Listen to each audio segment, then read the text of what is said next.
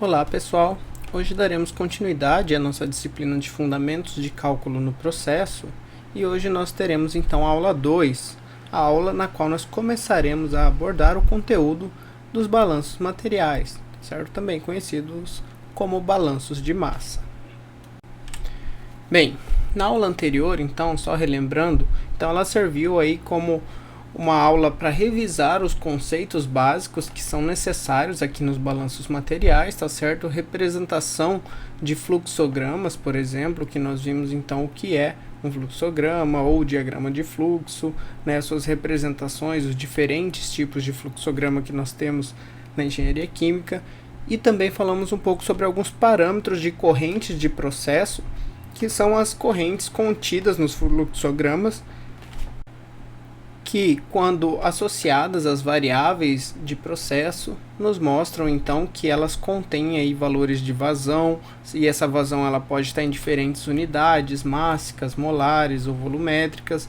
Também relembramos os conceitos e as definições de fração, composição e concentração, né, discutimos as diferenças entre elas, e ao final, né, deixei uma atividade da primeira aula, na qual nós vimos um pouco as conversões que nós temos aí e que nós podemos trabalhar em diferentes bases quando nós estamos realizando um balanço material. Bem, dando sequência então, né, com o nosso conteúdo, hoje então entraremos no capítulo 3 da nossa referência principal, nosso livro texto, né, o livro do Himmelblau Henriques, 8ª edição, e aqui então veremos de fato os balanços materiais. O que é um balanço material, qual a definição de balanço global, né, ou balanço por componentes, algumas classificações que nós temos para os sistemas que estamos abordando para escrever a equação geral do balanço de massa e suas simplificações.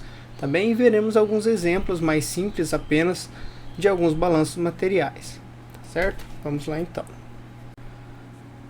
Bom, então, primeiramente falando aqui sobre sistemas de processos para balanços materiais, tá certo? Então, lembra que quando eu comentei na aula anterior que nós temos um fluxograma que representa, né, as etapas de um processo, e cada uma dessas etapas, né, nós comumente chamamos de uma operação unitária, né, uma operação pela qual essa corrente de processo vai entrar, sofrer uma transformação e sair em um estado diferente, né? Justamente esse é o intuito dela estar passando por uma operação.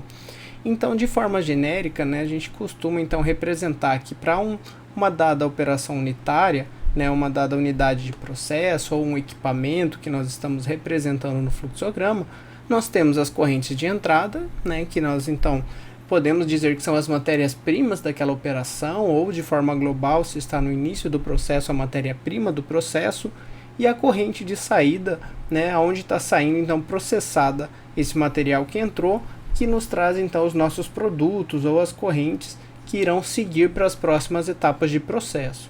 Tá? Então, basicamente, a gente pode encarar todo o nosso processo como uma grande representação da entrada de matérias-primas e saída de produtos, e podemos ter um balanço de massa global ao redor de todo o processo, ou nós podemos avaliar as várias etapas do processo individualmente, tá certo? Onde nós podemos ter então mais de uma entrada de matéria-prima em diferentes pontos desse processo, tá certo? E também diferentes produtos ou coprodutos que saem deste processo, tá certo? Então, um exemplo, né, clássico aqui nós temos então, né, a produção do óleo de soja. A produção do óleo de soja, por exemplo, né, nós temos a entrada da soja, que vai ser então processada e vai ser extraída o óleo, tá certo? O que sobrar dessa massa da soja após a extração vai produzir o farelo, tá certo? Pode-se produzir também pellets com a casca para a produção de ração animal. E também temos outras matérias-primas, outros insumos necessários, né? Por exemplo, o solvente, o hexano, mais utilizado para a extração desse óleo. Então, nós temos entradas em diferentes pontos, né, das matérias-primas. Então, por exemplo, podemos ter a soja, né, o hexano, né, provavelmente alguns outros compostos para recuperação do hexano nas etapas de separação. Temos o farelo, o óleo de soja, né, primeiramente o óleo bruto, depois o óleo refinado. Então nós temos aí várias etapas, onde nessas etapas nós temos as entradas e saídas de quantidades mássicas que estão associadas às correntes de processo. Tá bem? Todo esse sequenciamento então de operações unitárias constitui o nosso processo. E nós precisamos, então, por meio dos equacionamentos de balanço de massa, definir as quantidades que entram e saem em cada etapa, seja de maneira individual, seja de maneira global. E esse balanço ele pode acontecer, então, em cada uma das unidades, em cada uma das operações unitárias. Vai depender daí aonde nós temos as informações, aonde nós conhecemos as vazões, tá certo? Onde nós conhecemos as composições e as características de processo, porque provavelmente a gente vai ter essas informações, muito provavelmente a partir de elementos de instrumentação, tá certo? Válvulas de controle de vazão, controle de pressão, que nos dão informações sobre as correntes de processo, e nem sempre nós podemos ter esses medidores em todas as correntes, porque às vezes é desnecessário, é apenas custos adicionais, uma vez que a gente pode determinar as quantidades com balanços de massa. E também nós podemos utilizar aí análises de laboratório, de caracterização das matérias-primas, de produtos ou de correntes intermediárias, para conhecer a composição, conhecer características das correntes intermediárias do processo. Tá bem? Então, a partir dessas informações em determinados pontos do processo, nós podemos, com o balanço de massa, ir então estimando, calculando e determinando as quantidades nas outras todas correntes de processo. Tá bem? Para poder validar, identificar se os balanços fecham, se há algum vazamento, se a conversão está sendo esperada. Então, para lidar aí com várias situações que são necessárias para o acompanhamento e controle do processo. Então, mostrada a situação na qual nós realizamos os balanços, podemos então definir e verificar que os balanços de massa, ou balanços materiais, eles consistem aí na descrição e resolução matemática dos fluxos de massa para dentro e para fora do sistema em estudo. Tá bem? Então a gente define um sistema, define uma fronteira, verifica o que está entrando nessa fronteira, o que está cruzando essa fronteira e o que está saindo, para a partir daí a gente conseguir descrever em uma formulação matemática as vazões, frações e concentrações de cada uma das correntes de maneira individual, e também do interior do sistema, para determinar o que está se acumulando, o que está desacumulando, o que pode estar acontecendo também dentro do processo a partir do que entra e do que sai.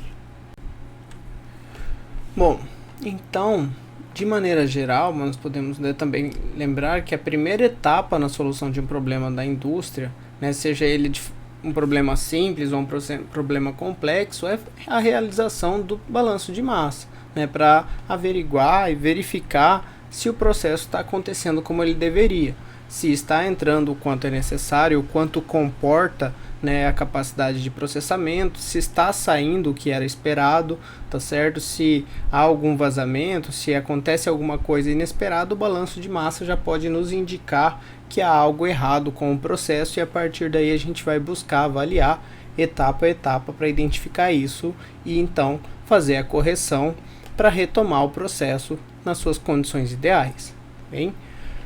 Bom, o dimensionamento dos equipamentos e das realizações das etapas de processo dependem aí, claro, da quantidade que está sendo processado, tá? Do quanto a gente quer produzir de produto, o quanto vai ser gerado, e a partir do balanço de massa, então, ele pode ser uma das equações que vai auxiliar no estudo e desenvolvimento aí de dimensionamento de equipamentos, tá? Para você avaliar qual que seria a quantidade de acúmulo no sistema, dependendo do quanto você quer alimentar e o quanto você quer retirar em cada etapa, tá certo? Em cada intervalo de tempo. Então o balanço de massa ele também serve aí como suporte, para uma das equações de dimensionamentos que nós trabalhamos lá nas operações unitárias, na análise de cada etapa de processo individualmente. Bem, além disso, a gente estudar cada uma das operações de processo de forma separada facilita um pouco também a compreensão de um processo como um todo, permitindo então a gente avaliar em etapas e analisar separadamente cada uma das etapas de processamento, tá certo? Então verificar ponto a ponto do processo, tudo que está entrando, tudo que está saindo, para identificar aí realmente as quantidades que são necessárias, as proporções equivalentes entre as matérias-primas e os produtos, tá? Para cálculos aí de rendimento, conversão, seletividade e outros conceitos que veremos também mais adiante. Bem, então nós devemos, para realizar um balanço de massa, como eu comentei, definir um sistema e um intervalo de tempo, tá?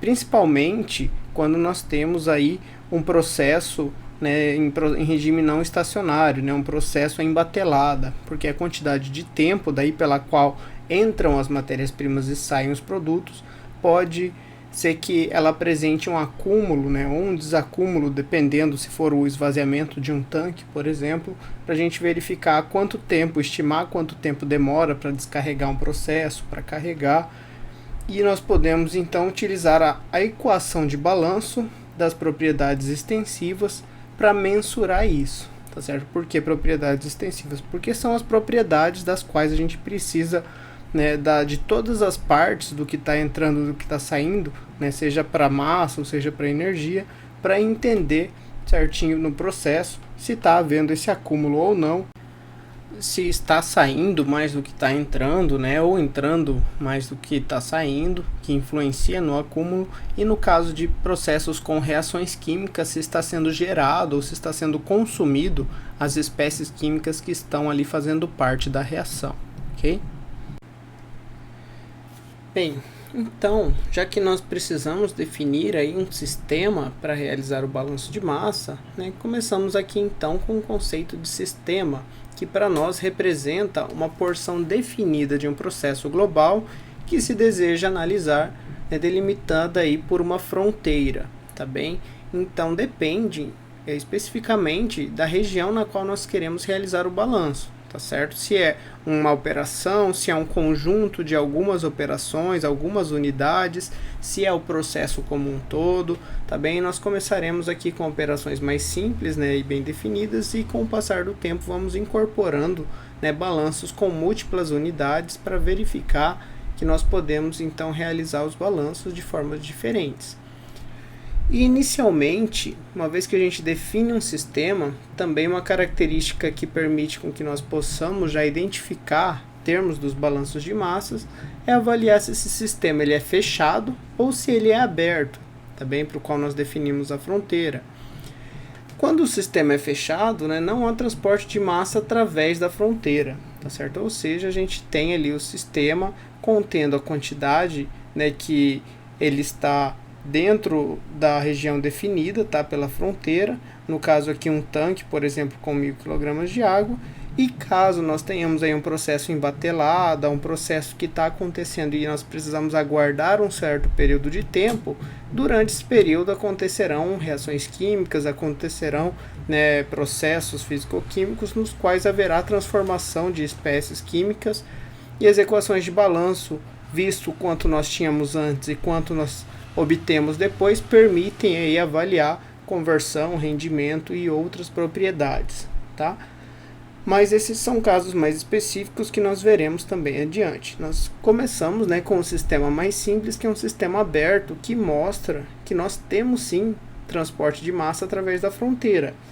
E quando nós temos apenas um transporte para dentro, nós temos acúmulo, apenas transporte para fora, temos um desacúmulo, ou dependendo das diferenças entre o quanto sai ou o quanto entra, né, se o quanto entra é maior do que o quanto sai, nós temos acúmulo. Se o quanto sai é maior do que o quanto entra, nós temos um desacúmulo, né? Por exemplo, aqui nós temos um tanque com 1.000 kg de água, também delimitando então a fronteira do sistema, a região ao redor desse tanque, entrando a todo instante 100 kg de água e saindo 100 kg por minuto de água. Então, se a quantidade que entra é igual que sai, o volume, a quantidade de massa aqui dentro vai ser sempre a mesma.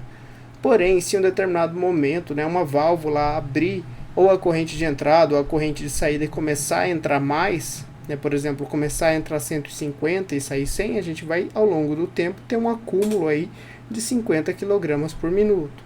Né? Se o contrário acontecer, se nós abrirmos mais a válvula e começarmos a retirar 150 kg por minuto e continuarmos alimentando 100 kg por minuto, né, a cada minuto que passar, a quantidade de massa dentro do tanque vai reduzir em 50 kg a cada minuto, tá certo? E o mesmo pode acontecer aí caso nós tenhamos alterações em ambas as correntes. E daí temos que avaliar durante um período de tempo o quanto entrou, o quanto saiu, para termos então esse equacionamento para o balanço de massa.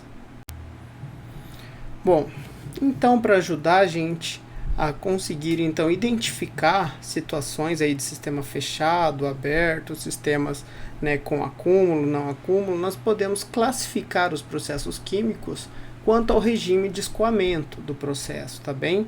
E daí nós temos 3 situações distintas que podem receber aí várias nomenclaturas dependendo da referência, da bibliografia, mas que basicamente elas trazem o mesmo conceito e mostram o mesmo fenômeno acontecendo em uma unidade de processo.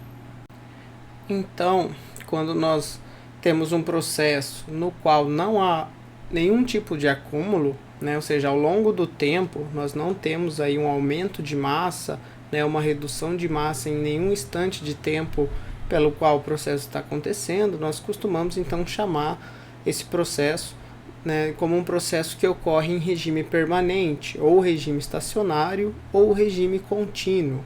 Tá bem? Então são nomenclaturas aí para representar que a gente está com o processo ocorrendo, né, com um regime aí estagnado, sem variações na quantidade de massa ao longo do tempo, né, ou pelo menos não significativas do ponto de vista, né, prático de operação de um processo.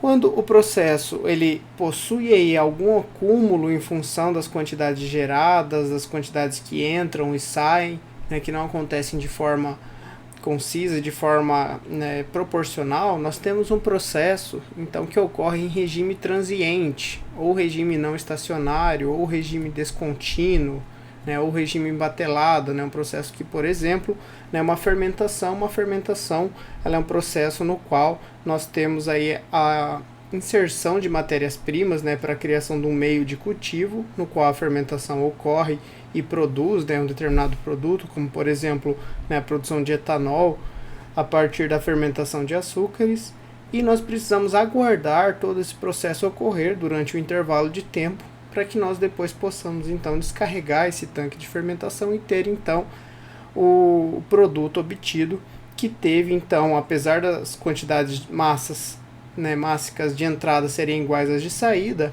né, pode ser aí então que, dependendo do quanto eu fui colocando e de que período de tempo eu estou analisando em que eu estou retirando, ter algum acúmulo ou ter algum desacúmulo no caso do esvaziamento do tanque de fermentação.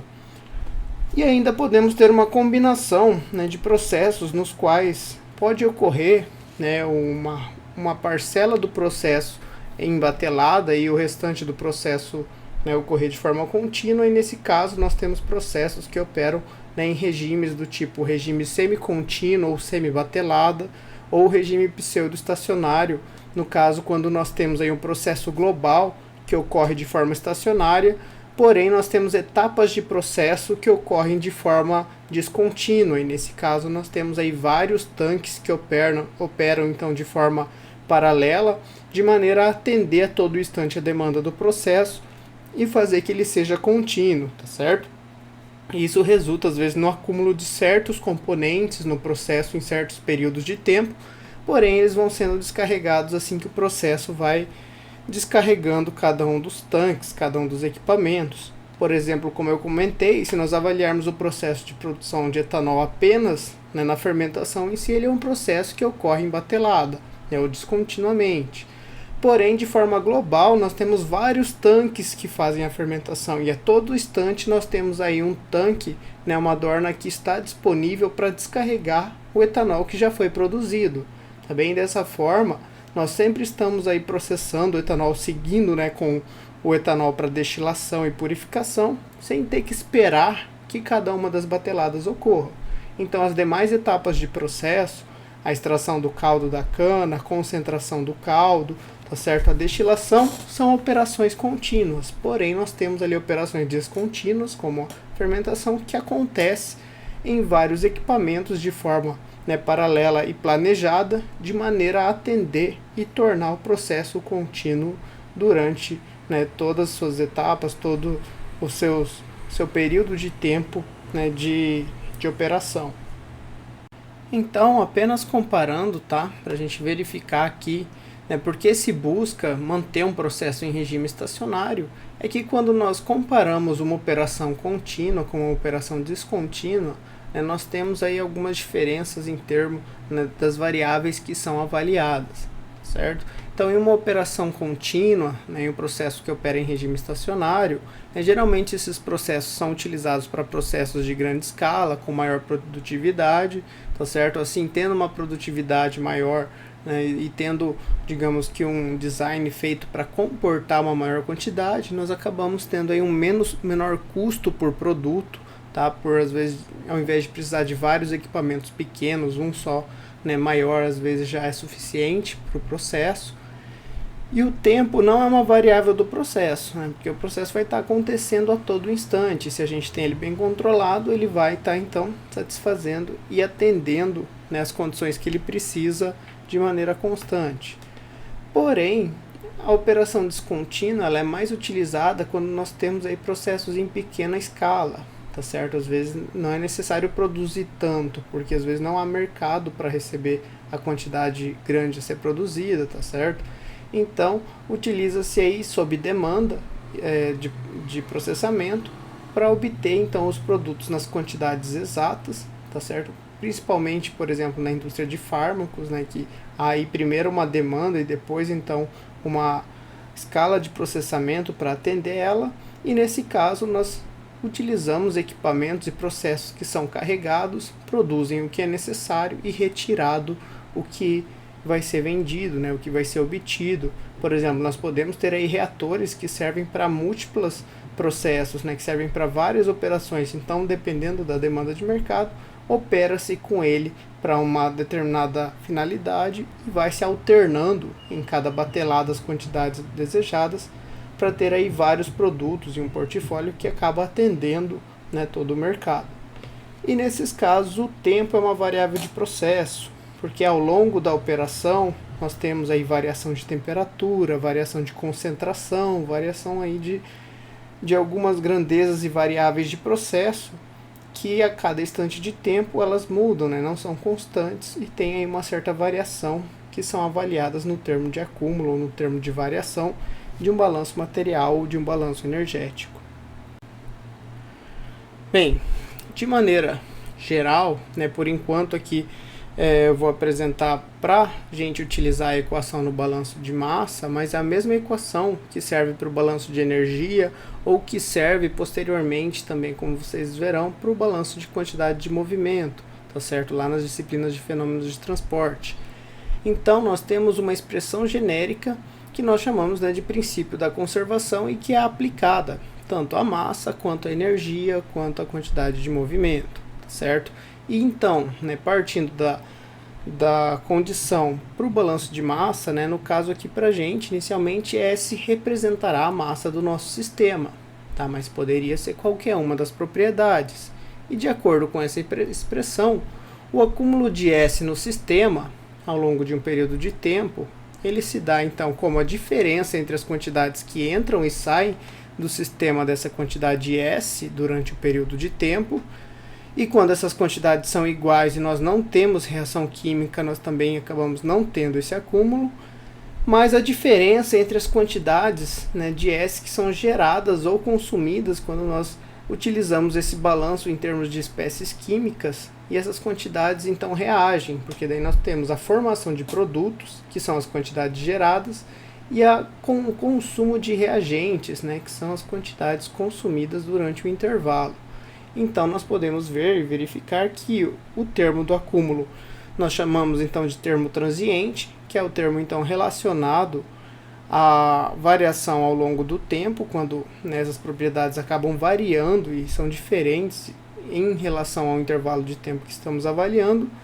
Termos de entrada e saída, que são válidos, né, para massa, para energia, para balanços molares, balanços, né, de compostos de forma individual ou para massa de forma global, e os termos de geração e consumo relacionados a processos nos quais nós temos reações químicas, né? No caso de balanços materiais, a geração ou consumo das espécies listadas na estequiometria de uma reação, e ainda no caso do balanço de energia, a geração e consumo de energia também resultante dessas reações. né, que podem liberar, né, energia na forma de calor, né, dependendo da característica da reação, se é uma reação endotérmica ou se é uma reação exotérmica. Bem, então, aplicando então a expressão genérica para o caso do balanço de massa, nós então acabamos, né, considerando, né, esse princípio da conservação, o princípio de conservação das massas, tá certo? E segue, né, os princípios, né, já propostos lá atrás, por exemplo, por Lavoisier. Tá bem? Então, a massa, né, ela nada se cria, nada se perde, tudo se transforma. Então, no caso, quando nós temos um balanço sem reação química, né, o que entra vai ser igual ao que sai, né, nós não temos transformações, e caso, né, isso não ocorra, necessariamente isso implica em um acúmulo de massa no sistema. E quando nós temos reações químicas, há essa transformação, né, de quantidades de uma espécie ou consumo de outras em função dessas reações. Bem, então de forma geral nós temos o balanço de massa global, tá certo? Que ele vale independente de quando nós temos uma reação química ou não, mesmo com reação química, né, a massa se conserva, então o que entra de massa tem que ser igual ao que sai quando nós não temos acúmulo, ou a variação de massa ao longo do tempo, em casos com acúmulo, é igual a somatório, né, de todas as I correntes que entram no sistema para o qual nós estamos realizando o balanço, menos o somatório de todas as J correntes que saem quando nós estamos avaliando, né, o que atravessa a fronteira, deixando o sistema no balanço de massa. Isso é válido de forma global e também de forma a nós avaliarmos um balanço de massa por componentes, tá certo? Então a massa total vai se conservar, porém nós também podemos avaliar por espécies, por componentes que entram e que saem do sistema. Tá certo? Isso é importante porque já relaciona aqui com os conceitos, né, de fração mássica, né, que nós comentamos na aula anterior. Então, se a fração mássica de um componente era a razão entre a quantidade do componente e a vazão total da corrente, a vazão do componente será a vazão total multiplicada pela sua fração. Tá certo? E podemos, então, aplicar a equação do balanço de massa global por componente, obtendo, então, que a variação da quantidade de massa de um componente A ao longo de um intervalo de tempo é igual ao somatório de todas as entradas, né, em todas as correntes nas quais esse componente entra, tá? Pode ser uma ou pode ser mais de uma, tá? E ao invés de escrever a vazão do componente, vamos escrever aqui como sendo o produto de sua fração pela vazão total da corrente. Então a vazão dele na corrente vezes a vazão total, menos as quantidades que saem desse componente nas correntes J, e aí nós podemos ter uma ou várias correntes que saem de um processo, e dessa forma então vemos que ao invés novamente de escrever a vazão do componente, escrevemos a vazão total vezes a sua fração, tá? Mas o que é eventualmente, em casos com reações químicas, o que é gerado ou o que é consumido desse componente dentro do sistema, tá? E se não há reação química com esse componente, nós não temos termos de geração ou de consumo do componente dentro do sistema, e a equação do balanço por componentes resume aqui a variação do componente no intervalo de tempo, sendo a diferença do que entra em relação ao que sai. Certo? Então, por enquanto, tá? O que precisamos se preocupar na disciplina na hora de realizar um balanço de massa, um balanço de energia? Por enquanto, nós precisamos apenas se preocupar com as quantidades que entram e saem, tá? Sem se preocupar ainda com o tipo de processo, sem que tipo de equipamento está sendo utilizado, tá certo? Por exemplo, se nós estivéssemos avaliando, né, uma filtração com um balanço de massa, né, independente se for um filtro prensa, se for um filtro de placas, né, ou outros tipos de filtro, a forma de realizar um balanço de massa é a mesma, tá certo? Então aqui a gente vai se preocupar com a definição do sistema para os problemas de balanço de massa que nós vamos resolver, né, avaliando as técnicas de realização de balanço de massa, com o que entra e com o que sai desse sistema. Tá bem? Então aqui o intuito é justamente conseguir avaliar e identificar os balanços corretamente, verificando a partir das informações que nós temos do que entra, determinar o que sai. Tá certo? Então nós vamos avaliar as quantidades de materiais que entram no sistema, para determinar depois as quantidades que saem, ou o contrário também é muito utilizado dependendo da situação. A partir das quantidades que saem, nós podemos determinar as quantidades que entram nesse sistema. Então, né, cada caso é um caso e a gente vai estar avaliando exatamente qual a necessidade, quais informações a gente precisa recorrer para determinar os nossos balanços materiais. E mais adiante, quando nós encerrarmos os balanços de massa e formos para os balanços de energia, as nossas considerações serão as mesmas. Porém, em relação às quantidades de energia que são fornecidas ao sistema e as quantidades de energia que são removidas do sistema. Tá bem? Então, a gente não se preocupa aqui ainda com o que acontece dentro do meu sistema.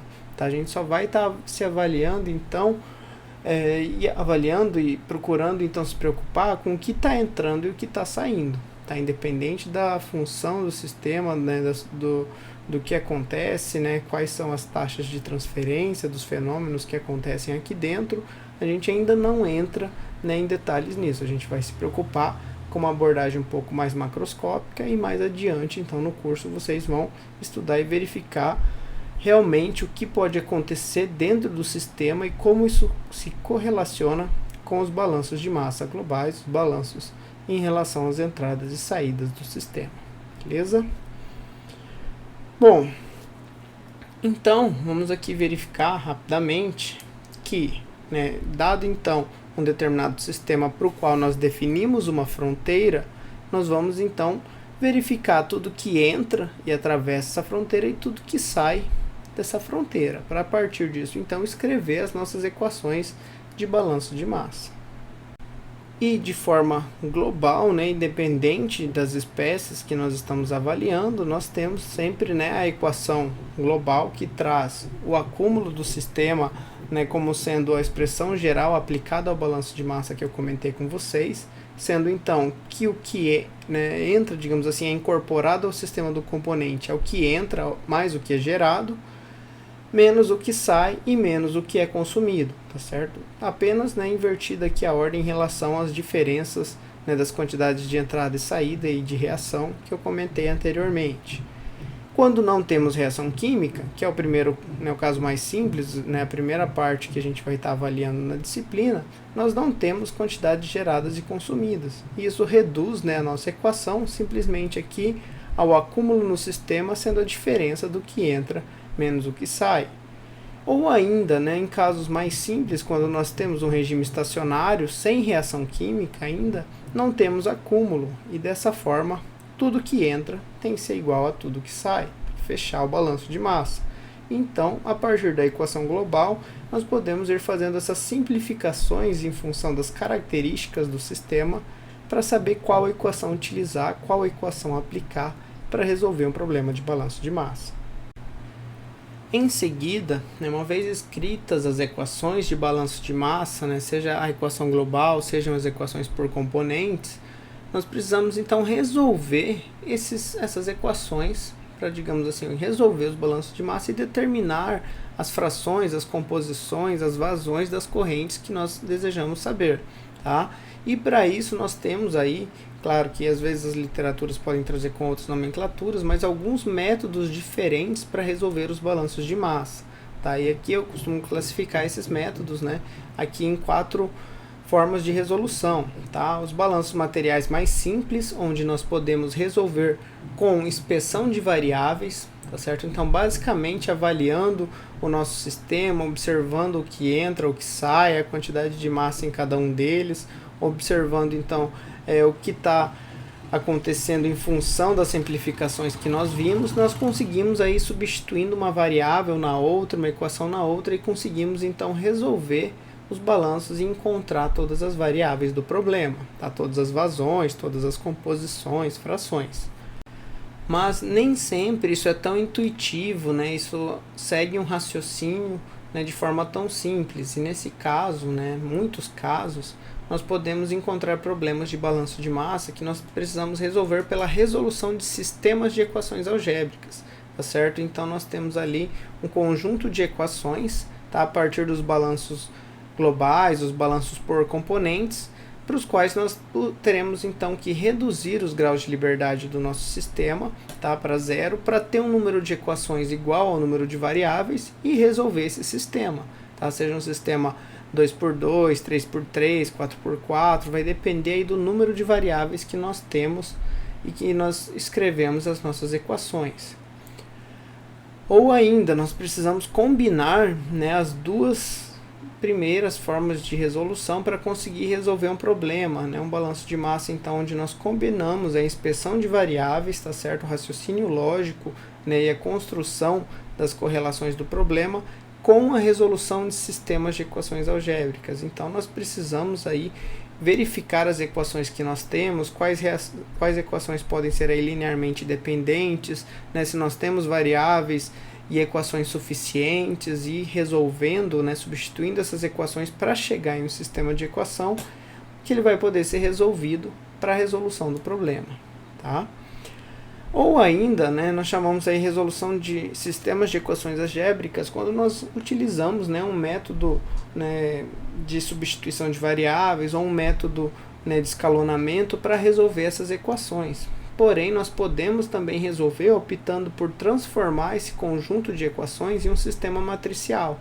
E nesse caso, é mais simples resolver o problema, né, utilizando o método de resolução de sistemas matriciais, né, que a gente vai ver mais adiante nas próximas aulas, no qual eu decomponho o meu sistema de equação em matrizes de coeficientes, matrizes de variáveis, né, e de termos independentes, para, por meio de um método de inversão de matriz, obter o resultado das variáveis do problema, tá certo? Então, querendo ou não, a forma de resolver é diferente, porém, a análise, né, e a formulação do problema em um sistema de equação acaba sendo a mesma.